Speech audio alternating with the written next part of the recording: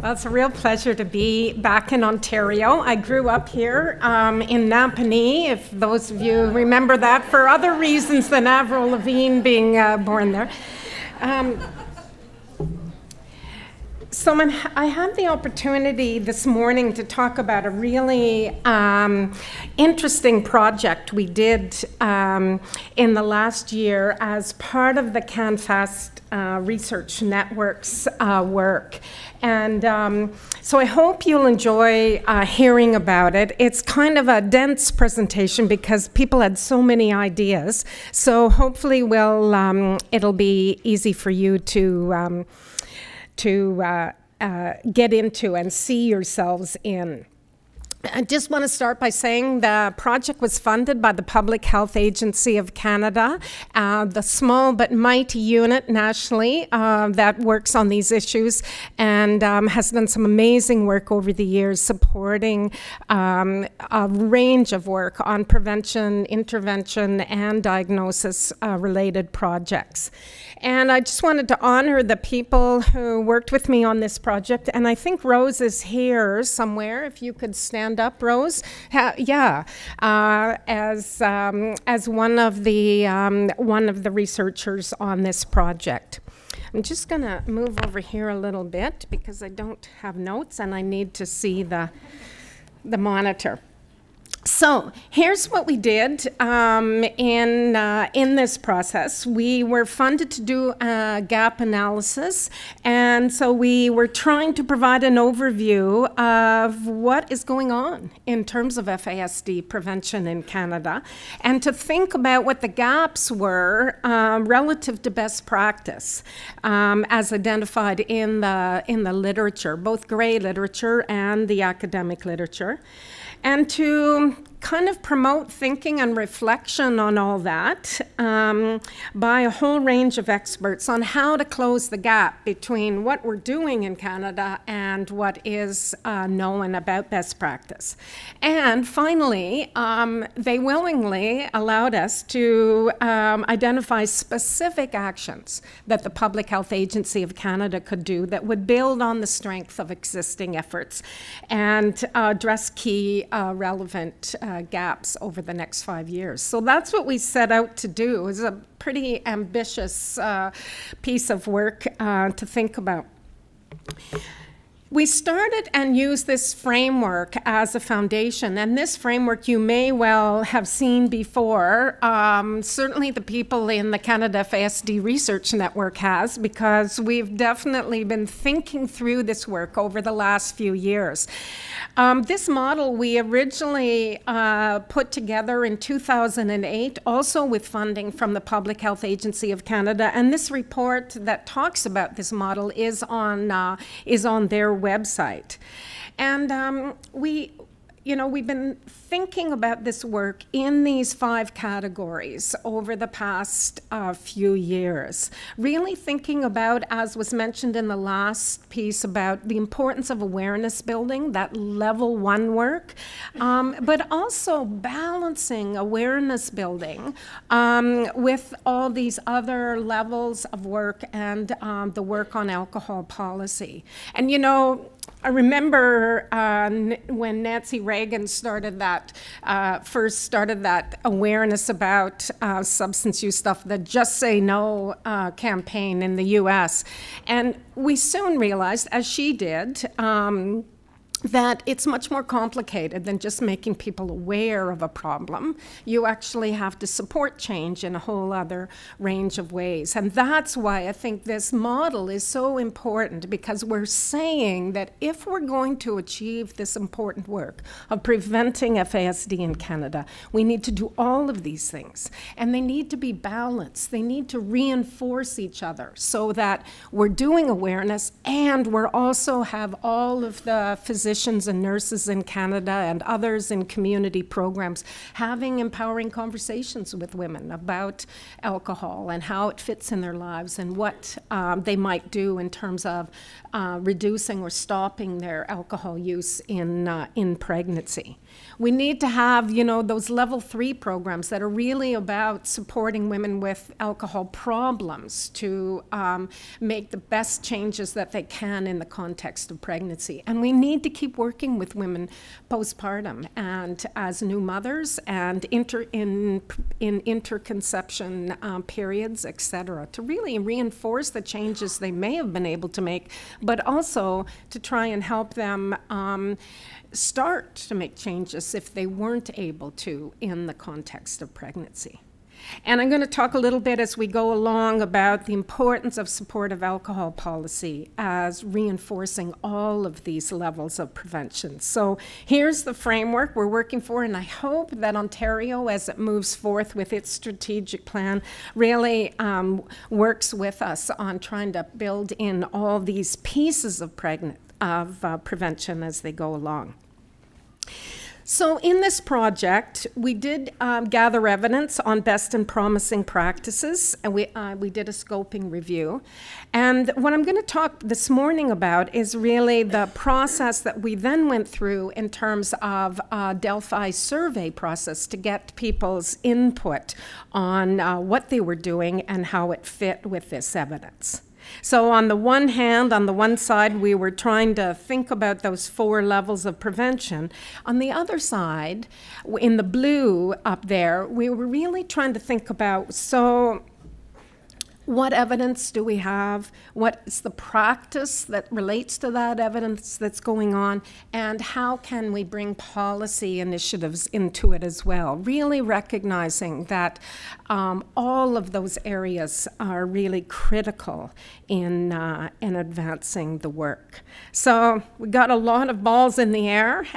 So we spent some time developing an online survey, doing a round 1 of asking people about what they were already doing well and how that fit with what we know, and then doing a round 2 of getting people to rank and provide more feedback on what we'd found the first time, and then yet a 3rd round, again coming back and looking at what we had synthesized from the other 2 rounds. So many of you who may have been involved in Delphi research, survey research before, but it's a really time-consuming but really rewarding way of going about finding out these things.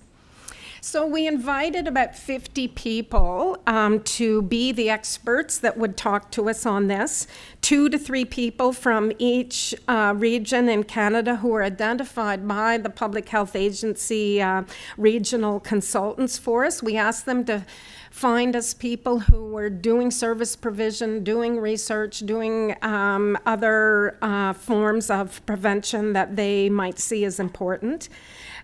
We asked the Public Health Agency of Canada regional consultants themselves, because they are a font of information on FAS prevention, because they've been supporting us in this work over the years. And we asked 15 additional experts from the CanFast Research Network action team on FAS prevention from a women's health determinants perspective. A long tag, but we were keen to have all those words in our title, because we have been meeting together over the past 10 years almost now, as people involved in FAS prevention in the 4 western provinces and the 3 northern territories. And we've involved birth mothers, researchers, service providers, and government civil servants with us thinking through FAS prevention over those years. And so we wanted to bring in some of their expertise as well. So in the end, here's who came, who we invited, who came to each of the rounds, etc. And you can see we had people from all across the country, and really appreciated the time they took, because it was a fair bit of work. So for the level 1 prevention, the awareness building and health promotion orientation, we read them a brief summary of the evidence, or had them read a brief summary of the evidence on current best practice. And then we asked them to respond to five questions. And here, in this case, I'm just going to show you for the first 2 levels what those 5 questions were, even though it's kind of a lot of words on the screen.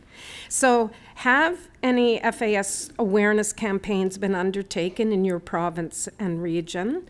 Are there FAS prevention campaigns in other jurisdictions that you see as good practice? And people often mention the work that Best Start has done in Ontario with the woman with the orange sweater on, etc. What are the barriers and opportunities for building awareness about prevention of alcohol use in pregnancy? And then we asked some specific things here that we were looking for, like, do you see a role in using Canada's low-risk alcohol drinking guidelines as a part of FASD prevention? And do you see a benefit in consolidating efforts to build awareness in Canada rather than each jurisdiction starting from scratch, etc.?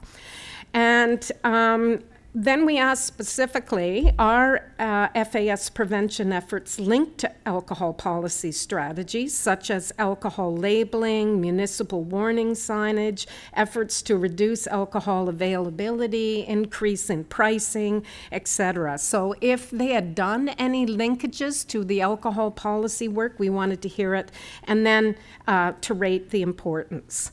So it was an intense survey, as you can see, that we asked people to be support us on. In the level 2 work, we again did the same thing. We described what was involved as best practice in that area, and then we again asked 4 to 5 questions about that level. And so in this case, we asked, how are screening, brief intervention, and referral, what often is called SBIR, in the medical system, on alcohol being provided to women in your region? Do you know of any level 2 initiatives in other jurisdictions or from the research which you would recommend be utilized? Are you aware of education and training on having empowering conversations about alcohol use by women that it's being offered to healthcare providers in your region? Are the results of screening and brief intervention being documented on antenatal record forms in your province and territory? What do you see as the barriers and opportunities, and again to rate it? So you can see we were busy on this. We did the same thing around the area of specialized holistic support of pregnant women with alcohol and other health and social problems. And we did the same thing on the work with new mothers through the PCAP programs, through nurse home visiting programs, through a range of other programs. So again, asking them about what was going well, what they saw as models, specific questions about how to improve, and to rate the importance. So, what did we find? We created a detailed table by province and territory. The report, I think, is something like 80 pages long because we have so many tables about what people said that was already happening. We wrote up a narrative description of the efforts being done, and we spent a fair bit of time identifying gaps and making recommendations to the Public Health Agency of Canada. And that's largely what I'm going to talk about in the next few minutes, what they were.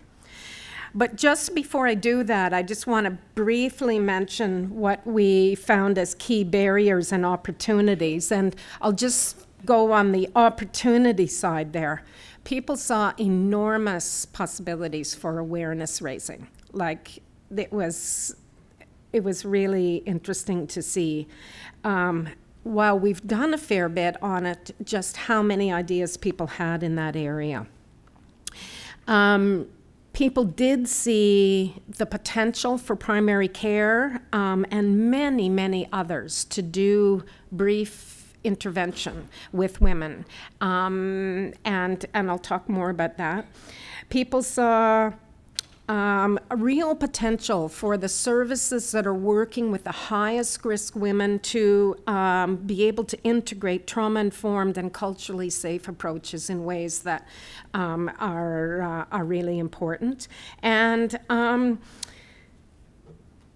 they saw a lot of opportunity for us to do the work with women in the new mothers of children with fetal alcohol syndrome, and also new mothers who were able to reduce their drinking during pregnancy but were still had alcohol problems and needed ongoing support, and especially around the issue of custody, as you'll see. So people were really excited about what we're already doing and what was the potential for going forth.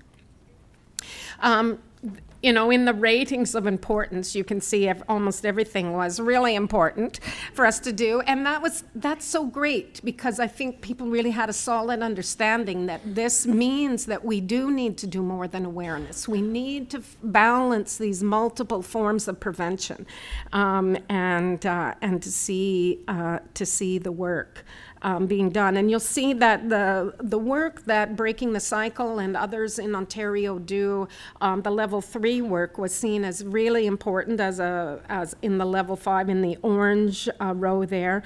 And interestingly enough, preconception work was really seen as critical as well. And it's not something that every province has guidance on, or nationally, and I think it's a really important area for us to be thinking about. How are we raising these conversations long before women are pregnant, in ways that are not just seeing them as potentially mothers, but also for their own health and as well. So I think we've got lots of potential to do in that area. Interestingly enough, if you look at the blue one, the level 1 Navy one there, it was the one that some people were neutral about most often. And I think it's because people were frustrated with the fact that so often we see prevention as only the awareness piece, and they just wanted to signal to us that the other levels of prevention were important as well. But clearly, they saw it as very important too. So I'm going to spend a few minutes now talking about what we learned and what we recommended to the Public Health Agency of Canada. And I know this is really a dense slide, and the next 4 slides are, but I wanted to leave it in one big slide for you to see that we really are concerned about what do we need to do in research, what do we need to do in practice, and what do we need to do in policy? And we tried to hold those together, so rather than seeing them on separate slides, so that all of us can, in this room, no matter which of those locations we work in, we can see our work as connected and as important going forth. So here's what people said to us about the level 1 work. So that's the work on awareness building, health promotion, alcohol policy development, etc. So it was fascinating to me to see some of the things that were suggested here. In the research column, people said clearly we need a lot more research on the messaging and the use of different forms of media and the overall effectiveness of awareness campaigns. And you will be shocked to realize that there has been a lot of money spent on awareness campaigns in this country, and most importantly in other countries, that has not been evaluated. And so we really need to get on the page in terms of thinking about what is evidence-based in that territory. And it's hard to do because it's reaching all society and hard to figure out how much that's having an effect. But just on that piece, one of the ideas for research in this area was based on some evidence about the use of social media messages on women's iPhones as reminders and reinforcement. And so the second recommendation on that area was people said, you know, there's potential here. We need to be exploring how we can actually be reaching people in the new ways we have, not only in posters and pamphlets, posters and coasters, as we said, from the past.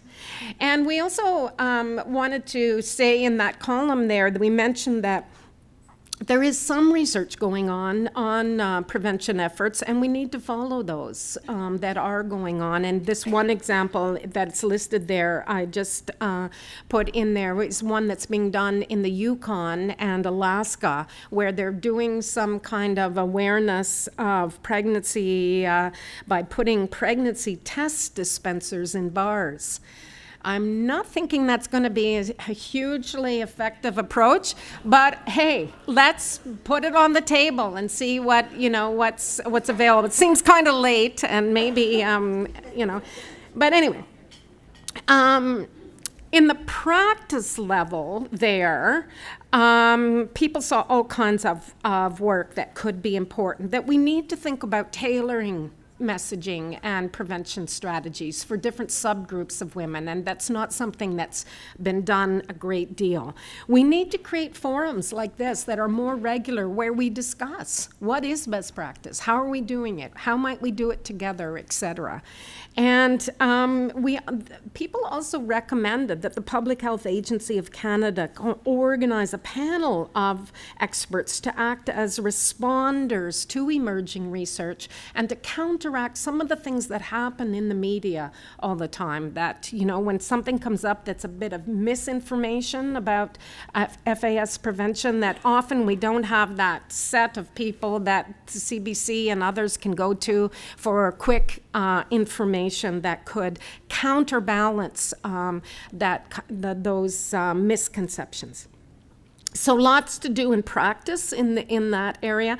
And in policy, people had ideas for the Public Health Agency of Canada, both in the area of trying to create some kind of clearinghouse option for us for all the work that has been done to date. And, you know, it's funny, I was just asked by a student in British Columbia at UVic the other day to she's doing a master's degree analyzing FASD prevention messaging, and she asked me to find all the posters and pamphlets and work that's been done in Canada so she could study it, right? And I realized what a lot of work that is, and that we really, you know, I've got them in my, you know, office, but we need a concerted place. And the Canadian Centre on Substance Abuse used to act as a clearinghouse in that way, and I'd love to see them or the CanFest Research Network or others be this clearinghouse if we can make it happen. But the second thing that was mentioned earlier today, and I think is a really important one, is how might the Public Health Agency of Canada support us in linking with the provincial and territorial liquor distribution branches to help them meet their social responsibility mandates. And, you know, we've had a lot of success in that in British Columbia. I've worked with the folks in British Columbia for years now in trying to build a really solid messaging that doesn't have naked women in it and whatever. All the things we've tried to help them see is not necessarily a license for nudity just because you're pregnant, etc. So really trying to help them think through what is good messaging and to be able to pay for some of this, since they do have a social responsibility mandate. So lots of work, I think, for us to be able to link up with them and help them be the best they can be in that. And again, preconception guidelines were mentioned here and lots of other stuff. So you can see lots of ideas. We're not short of work in the area of level 1 prevention. In the brief intervention, screening, referral, identification, empowering conversations, in the level 2 work, there were a lot of ideas. And I'm just going to start talking in the center column first, on the practice level there, because this, I think, is a really important one that lots of us are interested in, and I've been working a bit with Nova Scotia and Saskatchewan and BC on this part, is that I think we need to really work hard to facilitate good practice in brief intervention with pregnant women and women in the preconception period, to really help primary care be more effective in delivering brief interventions with women, all women of childbearing years, and to feel competent to help the women who need further help to get to where they need to go. And I think in the past, a lot of where it's been done, a lot of healthcare providers have really been a bit too medical model or something in the approach of quickly firing questions at women about how many drinks are you drinking and those kinds of things, not really taking into account the tremendous stigma about drinking in pregnancy and the fear that women have about losing custody of their children if they do, in fact, say that they are using. And so I think we need to help healthcare providers really modify a straight-up SBIR approach to be much more sensitive to the issues around alcohol and pregnancy. So that is a huge area for work. And there was also a suggestion made in that area is about how we consciously help the Public Health Agency of Canada link the work that's being done on trauma-informed care and violence against women with the work being done on women and alcohol in Canada. So lots in that brief intervention piece.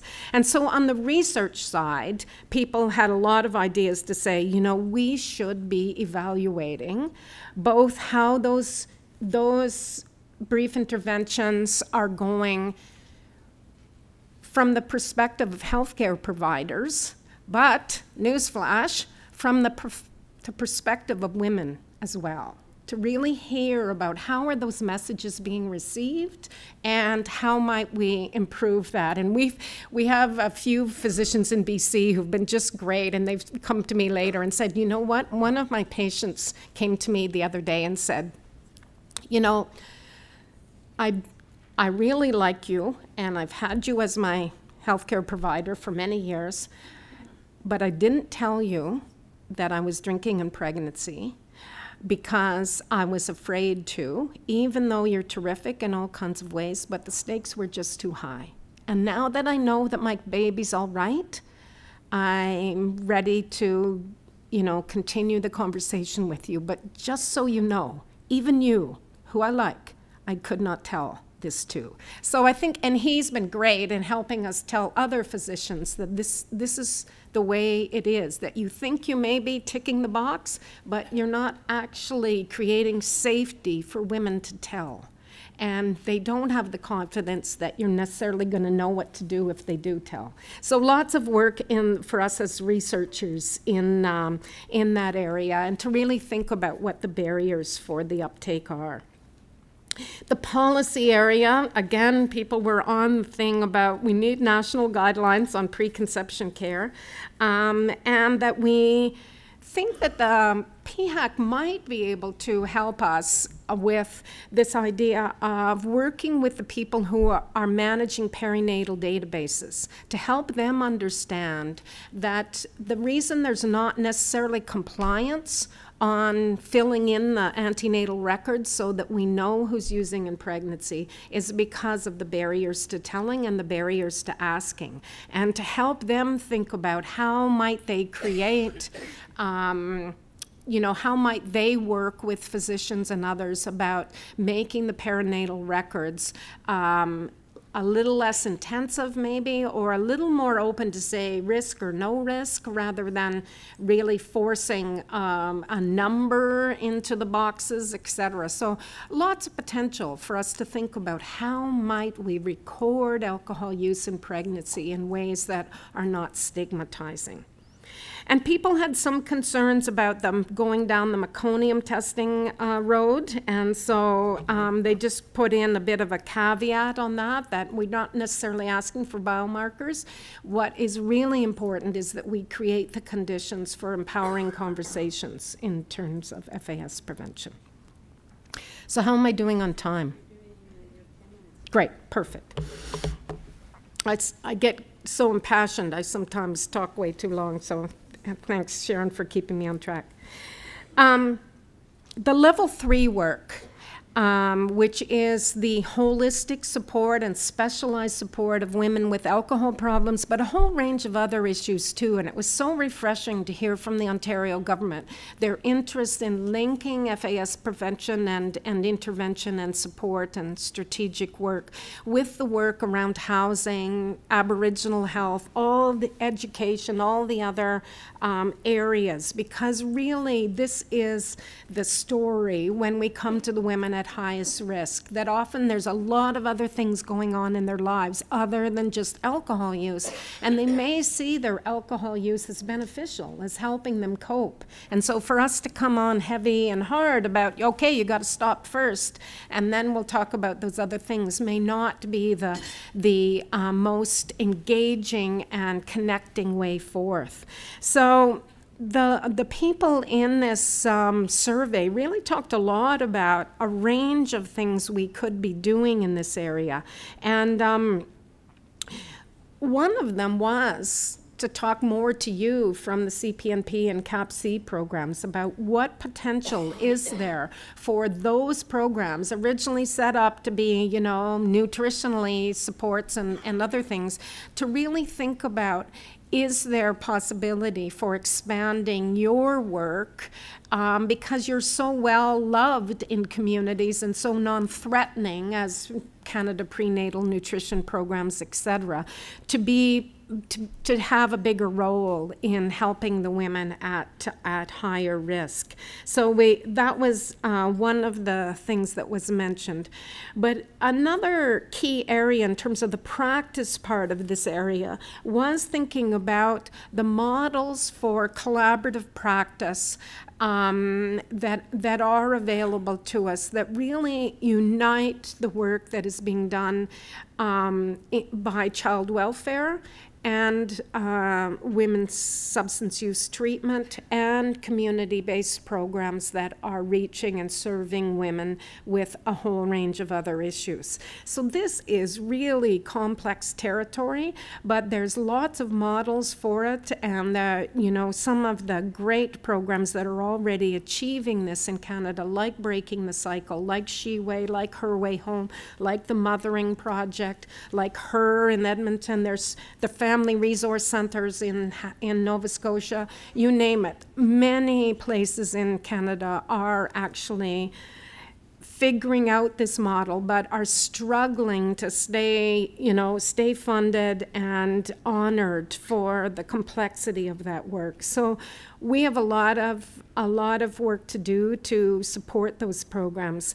And so in this area, people really said one of the most important things we could do is research, to study these integrated programs, to investigate what are the common elements, what have they, how have they adapted their basic CPNP model to be for the context that they're in, what subcomponents are helpful from a women's perspective, and what outcome measures are being used and achieved. So the programming needs to happen, and the researchers and evaluators need to be helping them capture the tremendously positive work they're doing.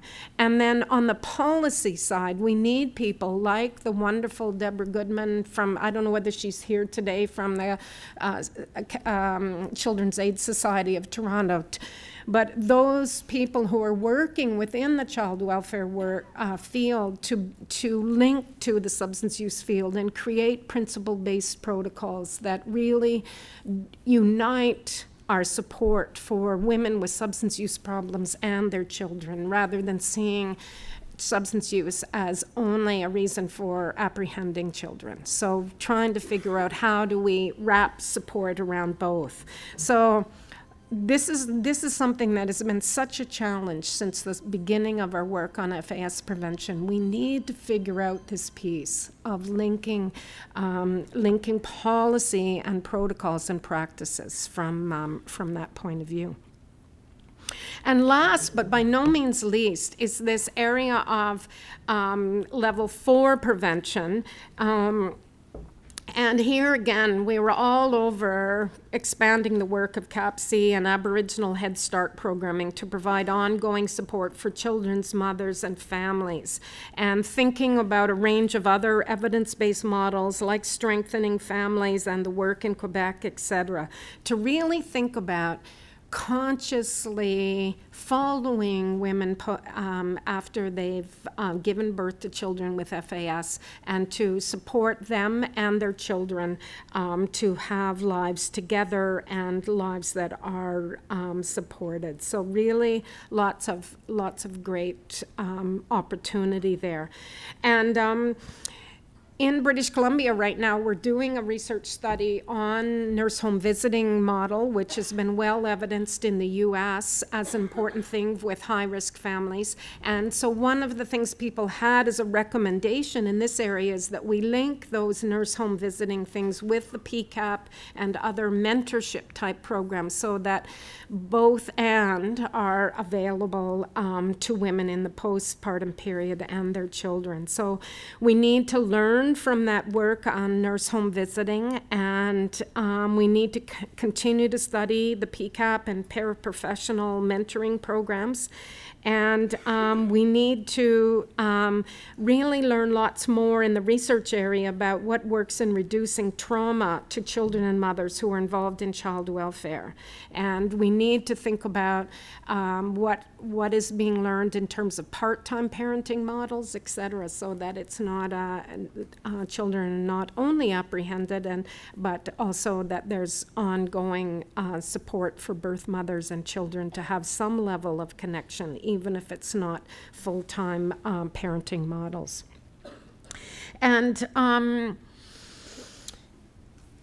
in the policy part of this level 4 work, people really noticed the importance of some of the work that's being done at BC Women's Hospital and other hospitals across the country around rooming in and creating more policy, hospital-based policy that allows women who have used substances during pregnancy to stay longer, to be supported with skin-to-skin attachment, with rooming in options with their children, etc. So thinking about how can we make that more of a policy rather than just a unique thing in a few hospitals across the country. So again, lots of barriers to that in terms of reducing the stigma and recognizing the costs of that, but also just seeing the long-term benefits from it. So as you can see, people had a lot to say. And there's a lot of work ahead for us. And, you know, I think it's only exciting to see the level of possibility.